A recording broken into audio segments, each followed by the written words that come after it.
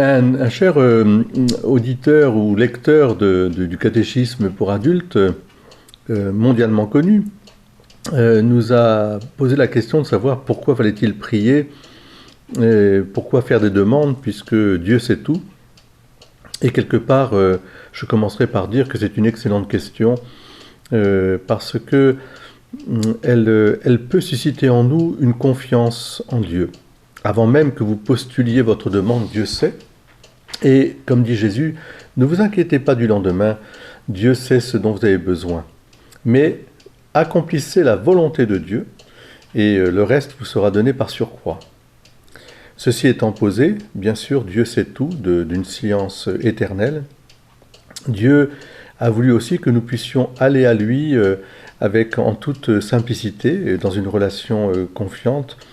Et le fait de nous avoir donné la parole, c'est aussi le fait de pouvoir le louer, mais aussi d'exprimer une prière de demande qui fait partie de la vie des hommes. Que serait-ce une vie de relation s'il n'y avait pas des demandes et je dirais des octrois, des grâces, voilà, et des dons, des cadeaux, enfin des demandes. Voilà. Alors je pense que c'est le fond même de l'humanité que de lever les mains vers le ciel et de demander. De même que c'est le fond aussi de l'humanité de pouvoir s'entraider les uns les autres en faisant des demandes.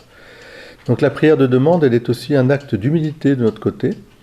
Elle est un acte de confiance, bien sûr. Et puis elle est peut-être aussi, je dirais, un cri du cœur. Souvent dans l'Évangile, nous voyons Jésus être interpellé par des demandes, et il s'arrête, et souvent il dit « Mais que veux-tu que je fasse pour toi ?» et telle chose ou telle chose. Alors, selon la foi qui anime la personne, ta foi t'a sauvé.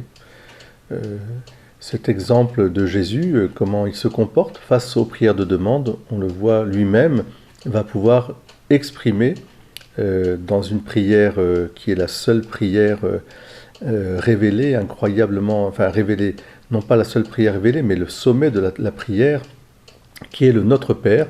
Si vous regardez bien Notre Père, c'est une prière qui commence par se mettre à la disposition de Dieu, à l'honorer, à l'adorer, à le vénérer, et à reconnaître sa présence. Et ensuite, la deuxième partie, ce sont à partir de « Donne-nous aujourd'hui notre pain quotidien », ce sont des demandes à la fois spirituelles, matérielles, morales, et aussi tournées vers l'éternité, vers la vie éternelle.